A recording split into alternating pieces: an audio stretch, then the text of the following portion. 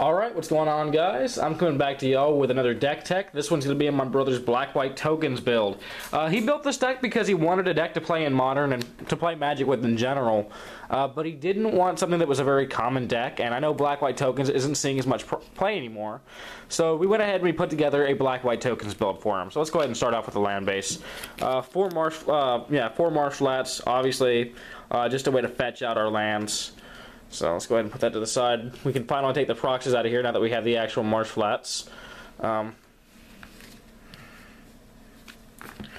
Godless Shrine, Godless Shrine obviously just being the black-white shock land, gives us whatever color mana we need. Can be fetched in the marsh flats and come into play untapped at the cost of 2 life. Which usually the game, this deck does start out at anywhere between 17 to 18 life first turn. Then we have 4 Isolated Chapels. He wanted the Isolated Chapels because he found that most of the time he had either Plains or Swamp in play, and even when he didn't have one of his Godless Shrines or one of his basics in play, he has another way to make everything a swamp. So he does run the Urborg in this list, which I'll get to in a minute. So the Isolated Chapels he found to be just significantly better than Caves of Koilos. A Singleton Windbrisk Heights. He does not like a lot of it coming to play tap lands, and this was just having one seems to work out well for him, and that's what he prefers. So, one of those. A Singleton Urborg Tomb of Yawgmoth, obviously to make every swamp in play, or every land in play a swamp in addition to its other types. Yes, it can benefit your opponents into making them not have to crack their fetches to get mana, but in the long run it does this deck more good than it does the others.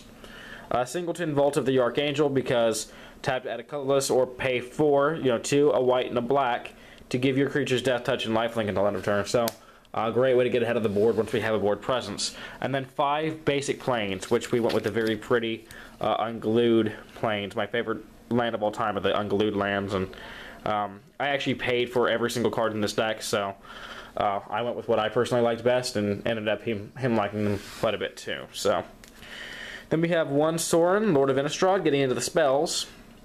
Lord of Innistrad is great for the deck. For 2, a black and a white, +1, put out a 1/1 vampire. With lifelink, -2, get an emblem. For +1/+0 on all your creatures, and -6.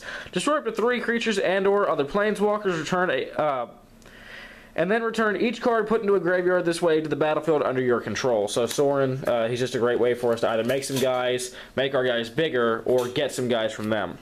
Johnny Goldmane, he uses this ability, this card mostly for the -1 to put a 1/1 counter on target creature you control and give it vigilance, or sorry, 1/1 counter on each creature you control and give those creatures vigilance till end of turn.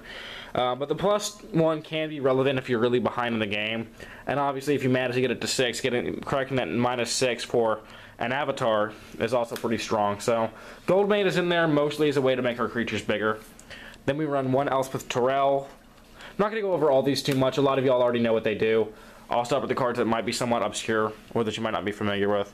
And then 1 Elspeth Knight Errant. So that's the Planeswalker base. The creature base in this deck is extremely slim. Alright, we run a Singleton Archangel of Thune. Archangel of Thune is kind of an oddball choice for this deck, but it's a 3/4 for 3 and 2 white with flying and lifelink. And whenever you gain life, put a 1/1 counter on each creature you control. So Archangel of Thune can essentially make all of our guys bigger just by gaining life, which is very, very easily done off of the 3 Auriok champions that are in the deck. These are a strictly better version of Soul Warden and Soul's Attendant. For 2 white, you get a 1/1 with pro red and pro black, so they can't simply go for its throat or victim of night or any of the other black removal, and they definitely can't burn it. And whenever a creature comes into play, you may gain 1 life. So you're gaining life whenever you get creatures, whenever they get creatures. This will trigger the Archangel of Thune and just give you counters on all your guys, so it makes all your guys bigger. This deck is all about token population and 1/1 counters, really. And then we run 2 Brimaz, King of Oreskos. It was a really hard choice going back and forth between these guys and Hero Bladehold, but overall Brimaz won out. As a 3/4 for 3, he's got great value, vigilance, and whenever he attacks or blocks, you get a 1/1 cat soldier on the battlefield, either attacking or blocking, and the cat also has vigilance. So Brimaz is a definite must-have in this deck.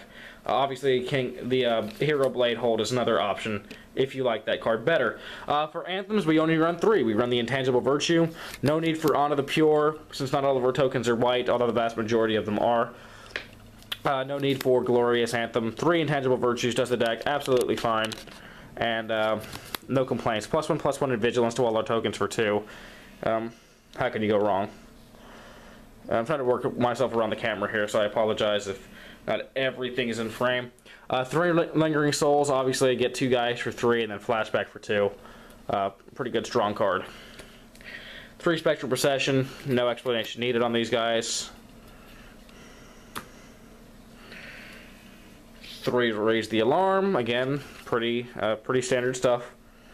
Just make some guys. For removal, we have 4 Path to Exiles. Path to Exile is a great card, and yeah, while it may be a more pricey uncommon, exiling a creature and letting your opponent search their library for a basic land.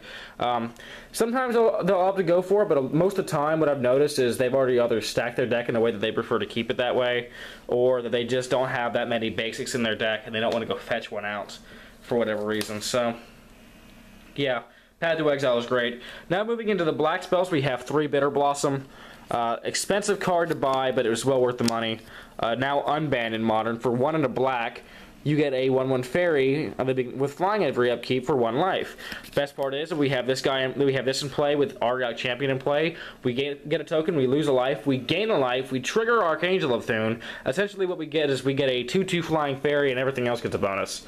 Because that fairy that just came into play does get a counter off the Archangel. So, definitely a nice little combo there. A nice bit of synergy.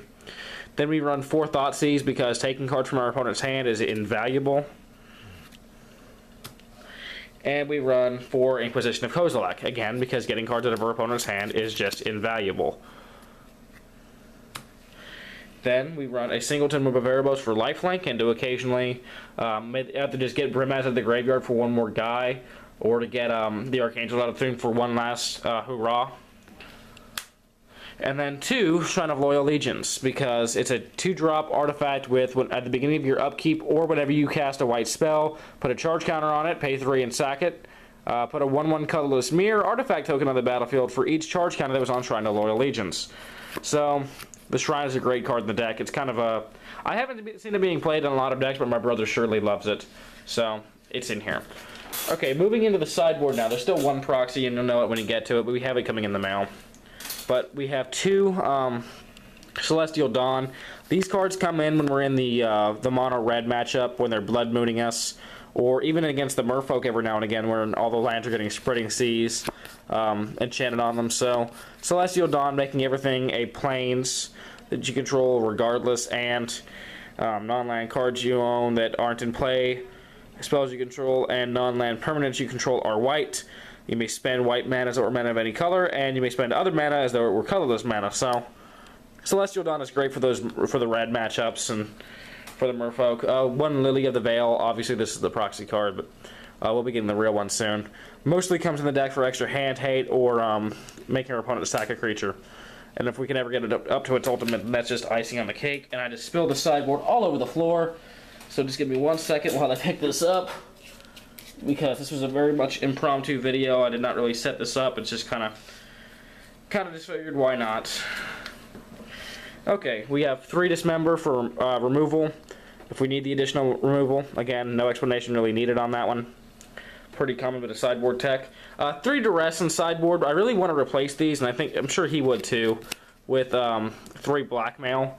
But for now, Duress just gets the job done. This comes in against Control when we really just need to take more cards from their hand. Rest in Peace, deal with Jund. Making sure the cards that would go to the graveyard are exiled instead, and exiling all cards from the graveyards. For 2 is definitely relevant with the Jund matchups. And especially now with the Delve matchups being such a big deal, I can definitely see Rest in Peace being a card that comes in against the Cruise decks. And yet, Lingering Souls is kind of significantly worse with Rest in Peace. But if I had to guess, I'd probably sideboard out the Lingering Souls for the Rest in Peace if it were me playing the deck. I'm not entirely sure what my brother's thought process is to it, but I can't imagine it's anything different than my own there. And then 3 Ghost Quarter to make them blow up their lands and go get a basic instead. So, this is the deck. This is my brother's Black-White Tokens deck. It's not the most affordable deck in the world. I'm going to quickly go to tappedout.com because I have a list. I have all my decks posted on tappedout.com and all my brother's decks posted on tappedout.com. I'm going to go ahead and get y'all a ballpark estimate of what this Orzhov tokens deck would run you if you wanted to build it. And it's loading. $666.98 is the total price of what his deck will cost. So yeah, it is a bit on the pricey side. However, it definitely does get the job done. It's a very effective deck, very fun deck. It's taken down my mono blue merfolk quite a few times. It's taken down my mono black deck quite a few times, as well as various other decks that our friends play. So good, strong, competitive deck. If you don't believe me, try it out. Play it on MTG Online. Just proxy it up and play test against some friends. It has been a very effective deck. I would say definitely a tier 2 deck, though I would not doubt that it can take on some of the slower tier 1s. So let me know what you guys think. If you have any suggestions on how we can upgrade the deck, we always love to hear it. Comment it down below. If you have any ideas that you want to personal message me, you can always PM me as well. Always taking ideas. I always appreciate the help. I appreciate all the feedback you leave, whether it's positive or negative, so please feel free to do that. Let me know what I could do better. Let me know what I need improvement on, and so on and so forth. So, hope you enjoyed the deck tech. I will see y'all later with some more videos. Take care.